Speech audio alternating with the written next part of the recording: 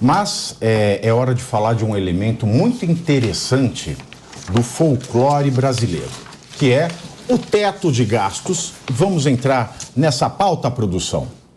A produção que deve estar dormindo e não trocando o TP, né? Porque o programa está muito chato.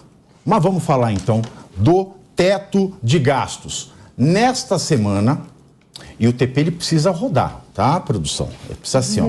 Nesta semana, o vice-presidente eleito Geraldo Alckmin enviou ao Congresso uma proposta para gastar até... Gente, esse país é muito rico. Olha, eu não imagino... Como é que surge tanto dinheiro? Olha, a proposta para gastar... São boas, não é? Até 198 bilhões fora do teto. Argumentando que a despesa é necessária para custear o Auxílio Brasil, que vai voltar a se chamar Bolsa Família, de R$600. Aí vai ter um plus. Tem. A cada criança de até 6 anos, mais 150. Isso incentiva o quê? Fazer mais filhos. Mas lá, vamos conferir o que diz exatamente essa proposta. Em primeiro lugar, o texto diz que as despesas com o auxílio, abre aspas, não serão contabilizadas no teto de gastos, na regra de ouro e na meta de resultado primário. Fecho aspas. Outro destaque é que os recursos seriam excepcionais em relação aos poderes do governo. Em outras palavras, a verba será criada independente de qualquer restrição constitucional. E, por fim, para custear esta bomba fiscal de explosão de amor, o texto pede 175 bilhões de reais extras no orçamento. Os outros 23 bilhões viriam de um suposto excesso de arrecadação do Estado. A PEC da transição, ela virou um verdadeiro cheque em branco, não virou, Cris? Sem sombra de dúvida, virou um cheque em branco. A gente já discutia aqui, no tempo ainda da campanha eleitoral, o fato de que nós tínhamos os dois principais candidatos, Lula e Bolsonaro, sem apreço nenhum ao teto de gastos. O Bolsonaro era favorável a alguns buraquinhos no teto de gastos e o Lula favorável a um arrombamento no teto de gastos. O fato é que é muito simples, é muito fácil, é muito bonito o presidente eleito Lula chegar no Egito e dizer que, olha, o mercado é um bando de malvado, tem milhares de pessoas que passam necessidade no Brasil.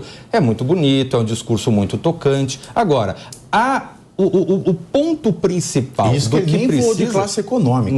Exatamente, voou de um avião emprestado. Isso que ele chegou lá de faraó. Quem tem amigo não morre pagão, né? Exato.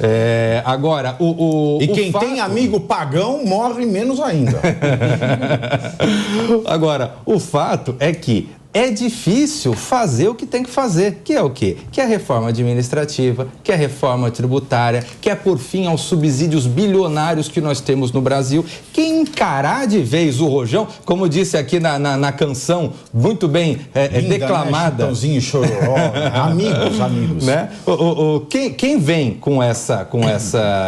Quem vier realmente segurando o rojão, aí sim vai poder conceder auxílio, bolsa, no que for preciso. Não, essa é do Gonzaguinho, acredito na rapaziada do Gonzaguinho. Segura o rojão, Então, quem segurar de fato o rojão, vai poder conceder esses benefícios. Agora é muito simples, não segurar o rojão e sair por aí aos quatro cantos, falando um monte de besteiras que não se coadunam com o papel de um presidente da República. É reforma mesmo, né, Negão? É só em imóveis em áreas rurais. Exatamente. E litorâneas. É a única reforma que a gente conhece. E no sítio. Então, área rural e litorânea, né? Eu tô sendo aqui muito suave, estou usando palavras bonitas. Será que eles vão criar um Bolsa Família eterno desse jeito, Negão? O problema não é nem o Bolsa Família em si, o problema são as promessas.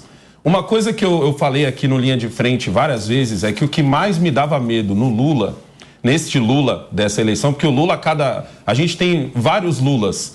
Nós temos o Lula versus Collor, nós temos o Lula versus Fernando Henrique, nós temos o Lula que ganhou, nós temos o Lula do segundo turno, nós temos o Lula que ajudou Dilma e nós temos esse novo Lula. Cada vez ele foi um Lula diferente. E o que mais me assustava nesse Lula é que ele não estava mentindo. Normalmente, um político, isso no esquerda, direita, centro, seja lá o que for, tá chegando perto das eleições, ele te promete coisas que você olha e você fala, cara, isso não tem como você fazer. Já o Lula, não.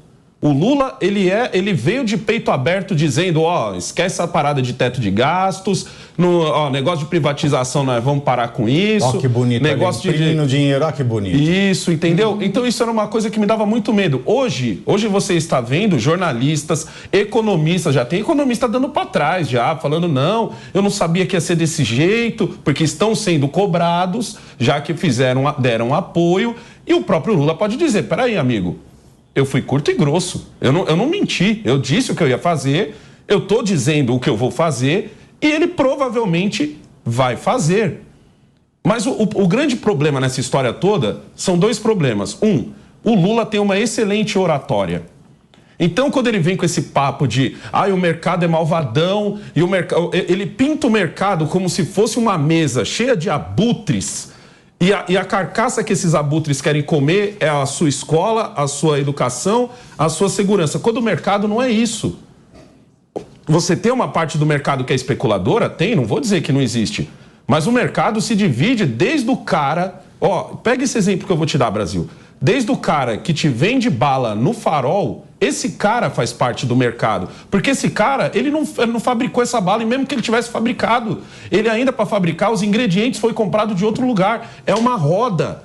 E nessa roda não existe esse negócio do malvado e o bonzinho. Não, nessa roda todo mundo precisa de todo mundo. Agora, vamos falar de especulador? Isso. Uma empresa seguradora, por exemplo. Vamos falar uma empresa que vende seguro-saúde. Né? Não produz, ela especula mais. Porque ela conta com o não uso, né, a não sinistralidade, para que ela possa fazer lucro.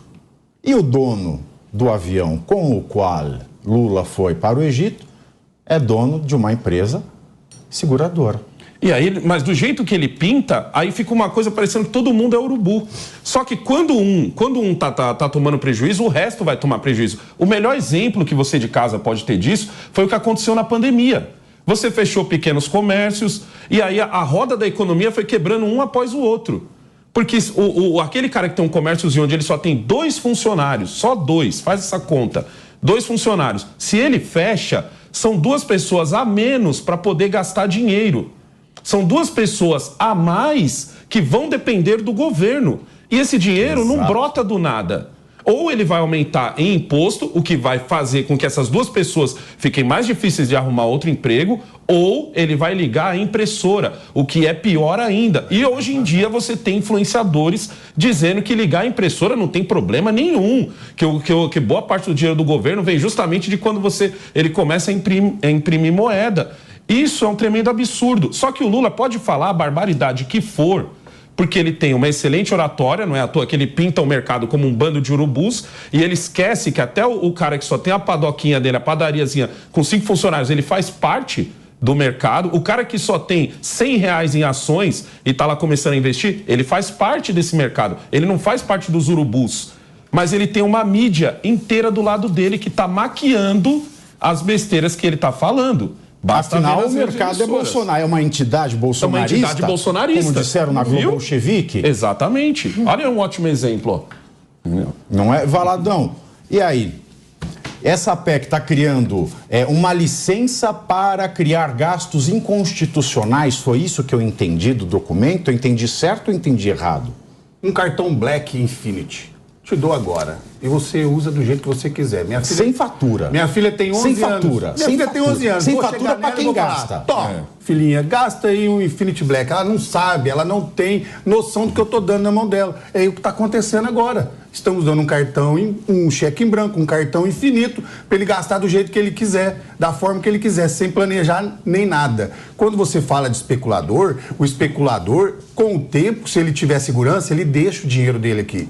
E esse dinheiro ele é importante para girar o mercado. Exato. Então, quando o nosso amigo Alessandro falou da geração de emprego, é muito melhor você diminuir a carga tributária e aumentar o emprego para gerar renda nessas famílias, para que isso aumente e você não tenha inflação. Só que parece que nós estamos andando ao contrário. A roda está girando para o outro lado. Ela estava engrenando nesses 4 anos que nós tivemos do governo Bolsonaro, Paulo Guedes arrumando a casa, controlando as contas, aí chega alguém e fala assim, não precisa controlar mais nada não, vamos ligar a outra turbina que nós temos aqui, só que nós vamos pro outro lado. Não, exatamente, eu fico me perguntando também, né, quando vem o Alckmin a público falar que esses bilhões, essas centenas de bilhões de reais são necessárias para que o Auxílio Brasil, não, que vai virar Bolsa Família. O Auxílio Brasil já mudou de nome. Para que o Auxílio Brasil seja custeado, eu fico imaginando, né, onde é que ele está com a cabeça de falar um troço desse e onde é que ele acha que o Paulo Guedes conseguiu esse dinheiro para custear esse Auxílio Brasil durante todos esses anos. Ele acha que foi o quê? Caçando borboleta? Não, o Guedes fez uma gestão, né, ele administrou a economia brasileira, por isso a gente pôde se dar ao luxo, se é que dá para falar assim, de dar esse auxílio para milhares e milhares de pessoas, né, inclusive diminuindo o patamar do nosso nível de pobreza para muito, muito alto. Então, eles estão achando que o quê, né? Que desculpinha é essa agora? Olha que absurdo de desculpinha é essa para se utilizar, né, esses quase 200 bilhões de reais para fazer sei lá o que eles querem fazer, porque não se justifica com o Auxílio Brasil. O Pietro, você percebeu? Ó, isso que é o mais legal, do entre aspas que eu li do documento esse gasto, ele não vai afetar, né, no exame da meta de resultado primário. Ou seja, ele está reeditando aquela velha política de não vamos estabelecer uma meta e quando a gente chegar na meta, a gente vai dobrar a meta. Não, e eles têm muita meta, eles têm meta para quadruplicar agora, né? Considerando a situação econômica que eles vão ter como legado, né? Legado esse da administração Paulo Guedes. Então, eles vão ter que ser muito talentosos para conseguir levar o país a uma catástrofe econômica que tudo indica que é o que vai acontecer, né? Então, assim, tem muito dinheiro sobrando para eles agora, que a gente está saindo numa situação extremamente positiva econômica. Favorável. É bom deixar uma coisa clara. É bom deixar uma coisa clara também, que um programa de incentivo, como é o Bolsa Família, como era o Auxílio Brasil, tudo tem o mesmo nome ainda, é Bolsa Família ainda, ele não está de todo errado. Se você coloca esse dinheiro na mão de quem está precisando vai gastar esse dinheiro. Essas pessoas não vão pegar e vão investir lá fora do Brasil ou qualquer outra coisa. Não, a pessoa vai comprar e vai fomentar aquele comércio local. Isso é importante, Mas, assim, muito mais importante seria o que o próprio Cris jogou aqui, que é a reforma tributária, a outra que você falou também, reforma administrativa. O fim dos subsídios ou a diminuição de subsídios. Exatamente. O problema, pensa como seria legal você poder contratar mais pessoas. Óbvio, o problema você tem um país com tanta desigualdade, é importante você fazer isso. Agora, o problema é você fazer as pessoas precisarem disso. Exato. É isso que está acontecendo. Quando você cria esse monte de imposto, você faz com que elas precisem. Você não concorda que deveria amarrar o Bolsa Família, ou seja, o auxílio que for, numa formação, num ROI, eu acho que a gente devia amarrar em camisa de força metade você de Brasil. Só dá o benefício, a pessoa gasta do jeito que ela quer, ela não tem uma contraprova de que ela foi procurar uma formação. No governo FHC era assim. Então, você recebia o Bolsa Escola, você tinha umas regras, né? Mas o próprio programa, ele já tem certas contrapartidas, vamos dizer assim. Só acho que uma das poucas coisas que mudou do Lula para o Bolsonaro é porque parece que com o Bolsonaro, você mesmo trabalhando, você ainda continuava recebendo, não era cortado. Aí eu não sei se o Lula vai querer voltar isso. O importante é o seguinte, por muito tempo a gente brigou se isso era um programa que deveria existir ou não. Mas eu acho que, assim, hoje a gente percebe, eu acho que quem jogou essa luz no se precisa ou não foi a pandemia. Sim. Então a gente viu que precisa, que fomenta o comércio local, que faz gerar mais imposto, que faz o cara querer contratar mais gente e tal, mas eu acho que muito mais do que a gente ter o olho no programa em si, é a gente ter o olho na diminuição de imposto, certo? Principalmente para os pequenos empreendedores, para o cara que contrata ali no máximo 10 funcionários. Esse cara, ele tinha que pagar menos, porque assim, ele emprega muito mais do que uma empresa enorme. Sim. A gente tem mania de botar o olho só na empresa enorme, mas vai ver quantos pequenos comércios você tem, entendeu?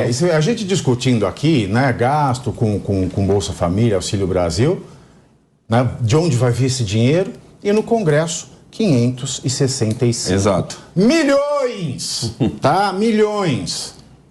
Tá? Milhões. É esse pessoal que você está votando.